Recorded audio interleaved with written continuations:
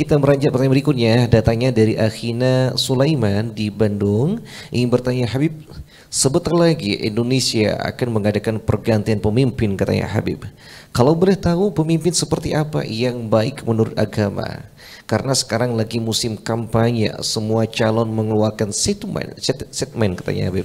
Dan misinya masing-masing katanya Habib. Ini yang benar nih bagaimana ya Habib? Bolehkah kasih saran Habib bagi masyarakat awam agar tidak salah memilih pemimpin? Yang saya khawatir saja yang salah memberi pengetahuan kepada awam, betul. Kita ini bingung ya. Kadang-kadang pemimpin kita anggap baik, setelah jadi dia nggak baik, gitu loh. Kadang-kadang yang kita anggap jelek tapi dia cukup baik. Makanya kita bingung gitu loh. Kita bingung ya. Kita mau komentar apa, kita takut kitanya yang salah. Yang jelas pilihan itu amanah ya. Kalau saya menilai seseorang itu sebelum dia mencalonkan dirinya, siapa dia? Sebelum dia mencalonkan dirinya, dia ini siapa?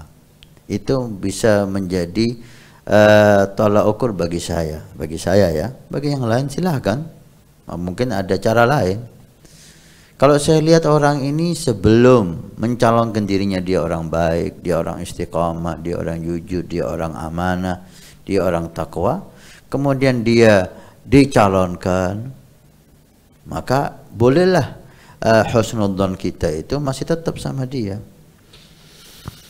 Tapi kalau dia sebelum mencalonkan diri itu tidak kita kenal sebagai orang baik, kemudian mencalonkan diri untuk jadi pemimpin, berjanji dan berjanji, kalau saya udah nggak terima lagi, nggak percaya lagi.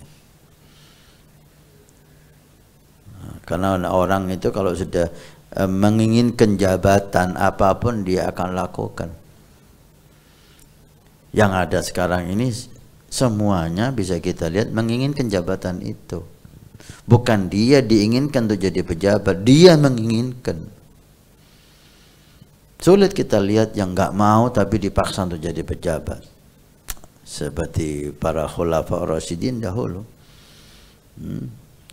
Kalau sekarang ini dia berusaha untuk menjadikan dirinya penguasa itu. Nah, orang semacam ini saya sulit untuk mendukung gitu loh. Karena orang udah ambisi, apalagi orang ambisi itu akan seperti kata Habibullah Haddad dalam hikamnya, orang yang cinta kedudukan dia akan mengorbankan hartanya dan agamanya. Agamanya dia korbankan untuk mencapai kedudukan itu.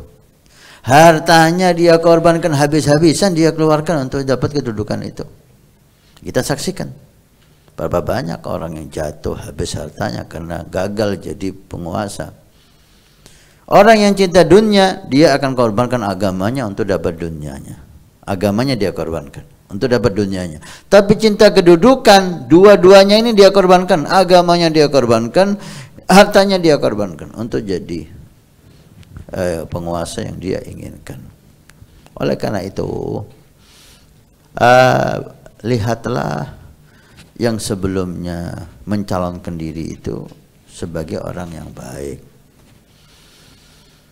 Kadang-kadang yang sebelumnya baik ketika mencalonkan, ketika jadi itu bisa berubah jadi gak baik. Kan repot sekarang ini. Ala kulli hal, kita tidak memvonis siapapun, kita tidak bicara siapapun.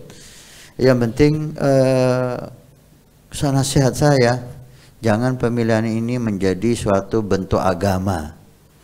Tolong jangan gunakan agama dalam kepemilihan untuk mewujudkan keinginan Anda.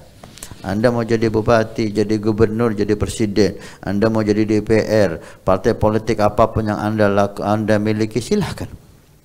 Tapi kita mohon, jangan agama Anda jadikan senjata untuk keinginan Anda. Udah cukup, agama dibuat alat politik, udah cukup. Ini Islam, la. Ini dakwah. Enggak, udah jangan dibohongi kita lagi. Ini ahli sunnah, jangan bicara ahli sunnah. Udah silahkan. Anda mau jadi apa silahkan. Agama jangan Anda bawa. Jangan Anda ingin memuaskan keinginan Anda gunakan agama untuk senjata. Karena agama ini senjata yang paling enak untuk kepentingan politik. Gratis tanpa biaya. Dengan simbol agama, dengan takbir Allahu Akbar, Islam, dakwah, jihad. Ini paling mudah untuk merekrut massa dan paling sedikit biaya yang dikeluarkan karena massanya itu termotivasi dakwah, amal ma'ruf nahi mungkar, gratis mereka akan berkorban. Amanah dari Allah dan amanah dari Rasul, amanat umat Nabi sallallahu alaihi wasallam, ya. Tolong jangan jadikan agama kepentingan politik Anda. Jangan jadikan agama kepentingan politik Anda. Mungkin ada nggak sependapat dengan saya, silakan. Tapi kita melihat dengan mata kita. Berapa banyak agama dijadikan senjata politik yang dikhawatirkan nanti agama yang dikecam. Nih, katanya Islam kok kayak gini. Padahal siapapun tidak mewakili Islam. Katanya pilihannya ulama, kok kayak gini. Katanya ini berapa banyak figur tokoh, maaf kadang-kadang tokoh agama dijadikan pemimpin yang berakhir di penjara. Bukan satu dua, kita saksikan sendiri, kita lihat sendiri. Maka kita tidak memisahkan agama dengan politik, ya. Tapi jangan agama Anda gunakan senjata untuk memenangkan politik Anda. Silahkan Anda mencalonkan diri jadi apapun, silahkan. Kita cuma bisa menasihati Anda niat yang bagus, cara yang bagus. Jangan gunakan agama. Karena ini gunakan agama, ini gunakan agama, ini siapa ini? Gitu loh. Semua akan memperalat agama itu untuk kepuasan politik mereka yang dikhawatirkan ketika jadi atas nama agama. Masyarakat memilih dia karena agama. Ternyata dia jelek.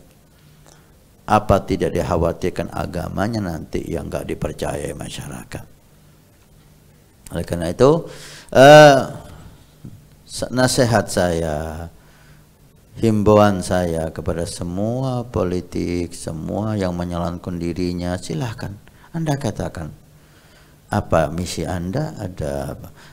Anda kalau jadi ini apa misi Anda, biar masyarakat menilai Anda. Agama jangan dibenturkan dengan politik yang lain. Agama jangan dibuat senjata untuk kepuasan politik Anda. Biar agama terhormat, biar masyarakat mengagungkan agama di atas politik Anda. Agama di atas partai Anda, agama di atas presiden. Udah? Agama di atas semua makhluk. Anda presiden, Anda bupati, Anda ketua politik apapun, di atas Anda agama Allah Subhanahu wa Ta'ala. Jangan posisikan agama di bawah untuk mendukung Anda. Lah, kita nggak setuju itu. Ini yang kita pahami dari guru-guru kita.